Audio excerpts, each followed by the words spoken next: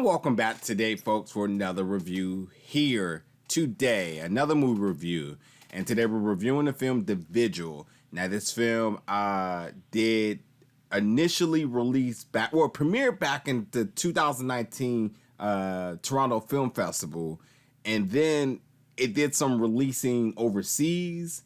And then I think Blumhouse had purchased it or something. But nonetheless, IFC now has the rights for distribution. And it's coming in theaters and on demand February 26th.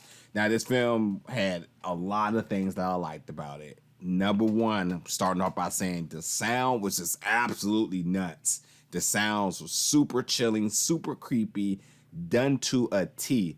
And the lighting was just crazy. Literally at scenes, just how the low light shots were done. Really have your mind wandering, have your eyes searching, because it's just one of those type of films where you just don't know what may jump out at you. At the same time, too, and I'll get to the premise in a second, this film also introduced me to a lot I wasn't familiar with. This community in New York, talking about positions, terminologies, and like really the significance of some of the positions within the Jewish community. Just a lot of things I just was not familiar with. And why it crammed a lot of that information to me, then so did all of the horror stuff that came right behind it.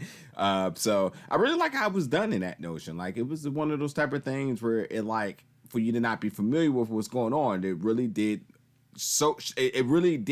present to you why it was important for certain events to happen. And just to be clear, what's happening here is you have this young man who is tasked in keeping vigil over a deceased member of a former Orthodox Jewish community member which this task, by the way, is called a shomer.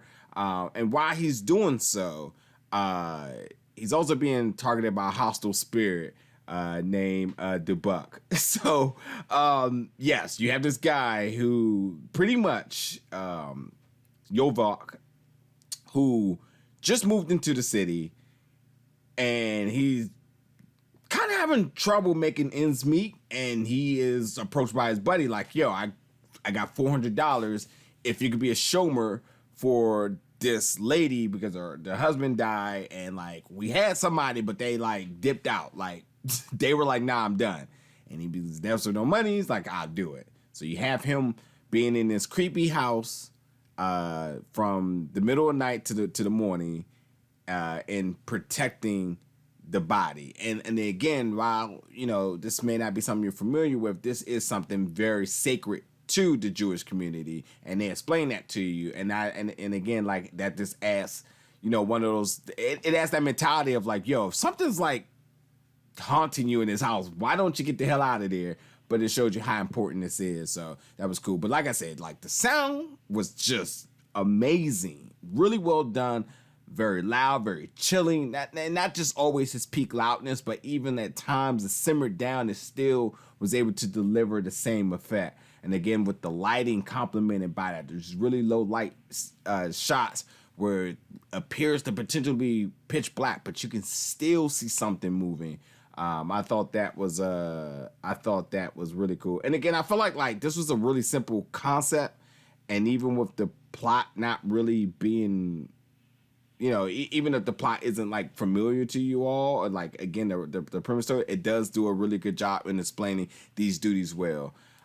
With that being said, you're going to be at the edge of your seat the entire time. You're going to be on holler because at any moment you're going to be thinking like, what is going to happen? And like, I'm being very clear, like there's something I cannot tell you because I don't want to spoil it, but there's another element to this that also makes all of this even more heightened as far as like the trippiness and then like all the jump stuff that comes, because like there's another layer of like there's just another layer to this character, Yovak, who's played by Dave Davis, who just does a fantastic job as the lead. He literally carries the viewers on his back as you go through all of the emotions, all of the mental battles that he's dealing with, and just tripping out and just panicking and just all forms of emotion. You are right there with him. Like he does a fantastic job.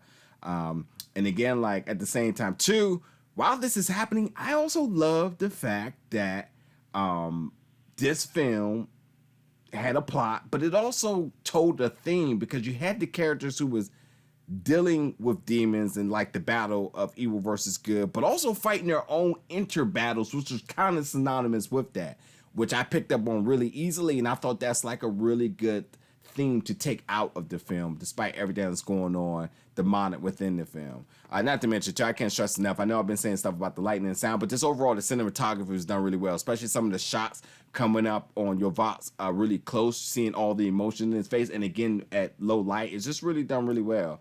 But with that all being said, like this film was heartbreaking yet terrifying and cathartic and haunting are the words I absolutely would use here. Man, feel bad for Yovak. That $400, man, I tell you, I don't know if it was worth it for that night because he went through a lot. But yeah, check this out, yo. It's going to be out February 26th. The Vigil is going to be in theaters, going to be on demand. This is one I would check out.